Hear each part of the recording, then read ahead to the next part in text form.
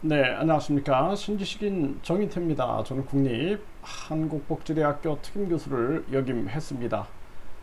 대통령 자립, 자택 고립, 전쟁 상황이라면 이 주제로 말씀을 드리겠습니다. 그러니까 대통령이 이 서초동 집에서 출퇴근을 하고 있는 거예요, 지금. 계속 그 논란이 많았습니다. 저는 윤 대통령이 부디 우리 국민들을 이 고통 속에서 벗어나게 해줬으면 좋겠다라는 생각을 간절히 합니다.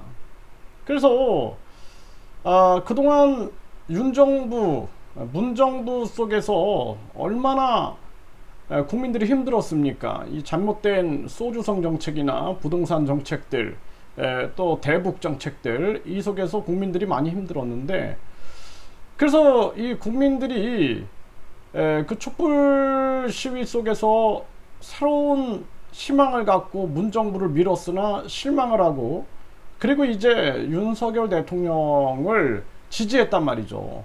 그럼 윤석열 대통령이 진짜 국민을 위하여 국민이 주인인 나라를 만들겠다 그랬으면 그 약속을 지켜야 되는데 계속 악재가 터지고 있는 거예요.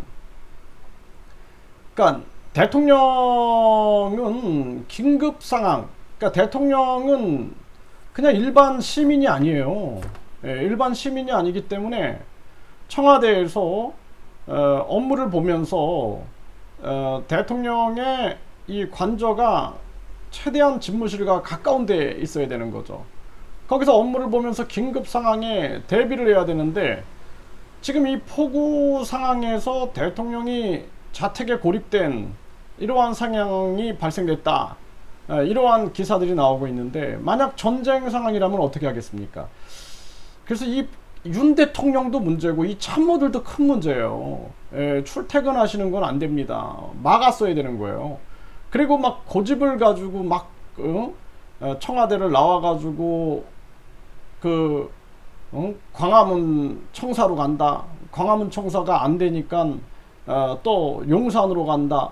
그리고 또 관저도 또 뭐 아직도 준비가 안 된 그러한 정황 속에서 왔다 갔다 하면서 이런 상황이라는 것이 굉장히 위험한 거다라는 것입니다.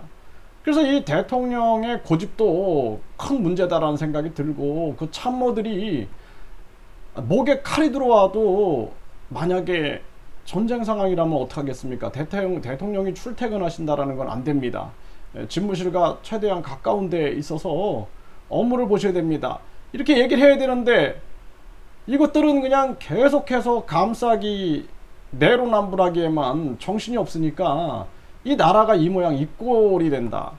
야당 쪽에서는 계속 공격을 하는 거죠. 정의당은 윤 집가 상황실 다르지 않다, 용산 출근은 왜 하나, 이렇게 얘기를 하고 있고, 고민정의도 참, 저는 이 고민정 의원을 별로 좋아하지 않아요.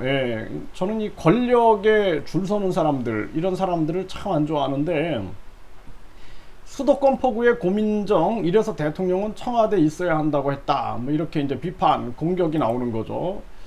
네, 물난리 속 정시퇴근하고 자택 고립된 대통령실 고립이 문제되냐, 이런 태도가 가장 큰 문제다라는 거예요. 이런 태도가. 그래서 이 대통령실을 완전히 갈아엎지 않으면 안 된다, 저는 그렇게 생각을 합니다. 폭우로 고립됐던 윤 대통령 9일 오전 근황 사진이 떴다라는 거죠. 이게 얼마나 심각한 정황입니까? 그래서 윤 대통령이 이 내가 사는 아파트도 침수될 정도니, 이런 얘기를 했어요. 그러면은 이게 대통령이 전쟁이 만약에 터졌다 그러면은, 만약에 자택에서 고립됐다 그러면 어떡하겠습니까? 지금 이 중부지방에 물폭탄 8명이 사망했고 6명이 실종을 하고 서초터널에 운전자가 고립된 그러한 정황이죠.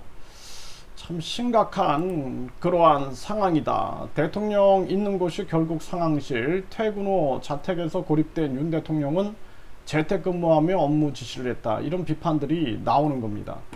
그러니까 저는, 제가 봤을 때는 이 주변에 아부하는 자들, 주변에 내로남불식 답변하는 자들 먼저 쳐내지 않으면 안 된다. 그런 자들 때문에 결국에는 나라가 망하는 거다. 분명하게 말씀을 드립니다.